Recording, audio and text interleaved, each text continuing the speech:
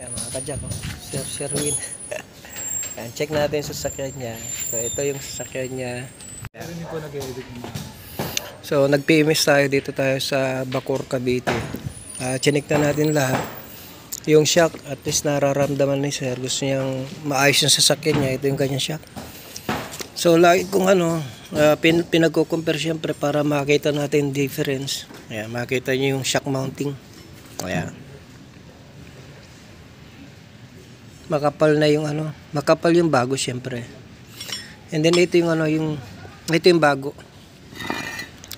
Ito yung bago. Pagka pipisilin natin, grabe, kasikip po. Talagang mahirap pisilin ito. Itong luma ni Sir. Ayan. Nako, napakagaan na yan. Sandali lang. Tapos lalagutok yan. Ayan, pag sumasagad, no? So yan yung luma. At tapos ang tagal bumalik. Kita yung difference. So, yan. So yan ang cause ng malagutok. At ito sa shock mounting niya. Ayan. So mamaya babalik natin yan. Ayan. Makita yung difference. Ang laki ng kapal ng bago. So binila na rin natin ng boot kasi sira yung boot. Mahalaga yon. Kasi pagka sira ang boot natin, papasok dito yung dumi. Sisiksik. Masisira yung shock natin, di maalagaan. So nagpalit na tayo ng langis. Ayun yung langis ni Sir. Check natin. So ito yung langis ni Sir. Napakarumi na. Yan o. Ang lapot. Kaunting linis natin dito mamaya pagkatapos. Yan, mga kadyak. Medyo patapos na tayo. Medyo binabilang tayo. Yan. Nagkabitan natin yung piyesa ni Sir. So, ayan. Ayan. Kita nyo mga kadyak ko. Yung kanina, yung taas ng shock ko. Ngayon okay na, lapat na. Pagbaba natin, makikita pa natin yan.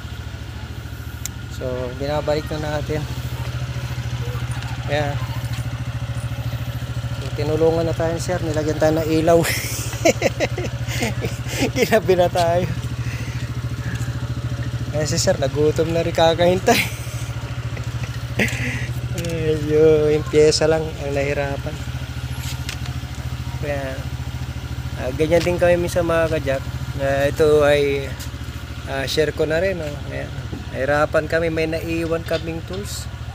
Kaya medyo nahirapan kami. Yan ang pinakamahirap, pinakamasakit sa mga kagaya namin nagsiservice. Pag may naiwan. Pero anyway, nagawa naman natin ang paraan. Kaya kinakabit na natin.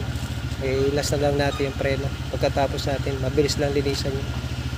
Para ma-check din natin yun bago kami alis dito. So mga kadyak, ito na. Nabuksan na natin yung kabila na lang na ipapakita ko, no? Para check lang. Huwag mo higpitan maka kasi basta. So ayan. At least yung may-ari kampante siya na okay yung kanyang preno, hindi siya mag-aalala. Ayan. So yung kabila mamaya buksan din natin para siguro sureball na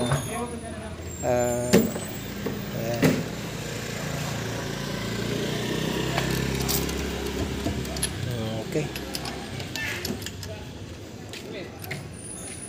Ayun. Ito mga kadyak. Kahit na gabi na, binabanatan natin to kasi PMS na ito, medyo ginabi kami. Late na rin kasi kami dumating after lunch. So ganito, pagka para kampante yung may-ari din. At least alam niya yung preno. Pagtaas natin dyan, buksan lang natin to, madali lang naman eh. Huwag lang natin katamaran na i-check up to kasi mahalaga ang preno. Tapos hindi pa natin nakikita lagi kasi brake drum. So at least makita natin na makapal pa. Oops. Oops. Ayan na. Ayan.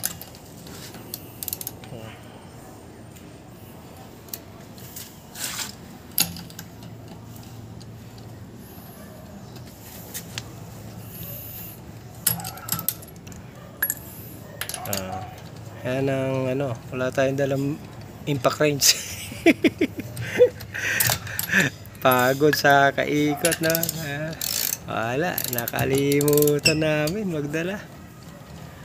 Ayan. Pero okay lang. Ayan. Worth it naman yan pagka tapos natin at least maayos yung ano, gawa natin.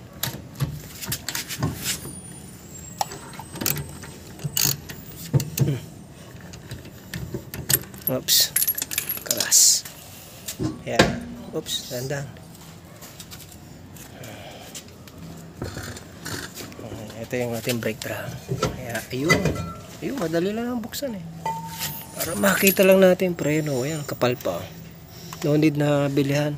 Ayan. Titignan natin doon sa dulo na yan. Ayan. Walang tagas na fluid.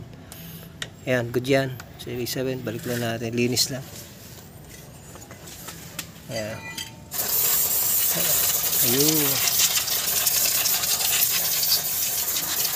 Ito pala yung anak ni sir. Ayan yung laki na. Nakaangat po ito Oo, sir. Nakaangat na ito eh. Lalo dun sa may... Ayan, dati nakaangat yan, no? tama. Nakabuka na. Oo nga po. So, maganda yung shock mounting na. Kaya flat na siya. Okay, okay na lahat.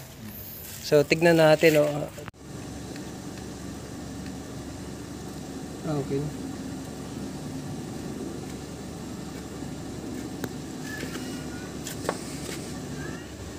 Sensor, good lahat.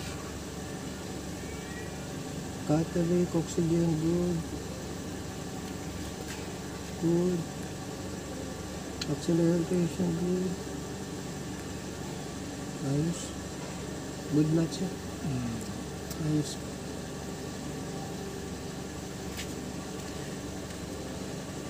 Okay na sir.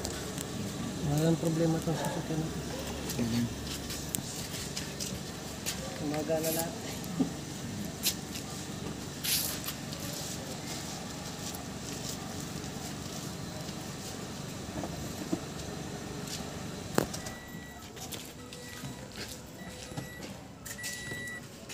Dalawang na, oh.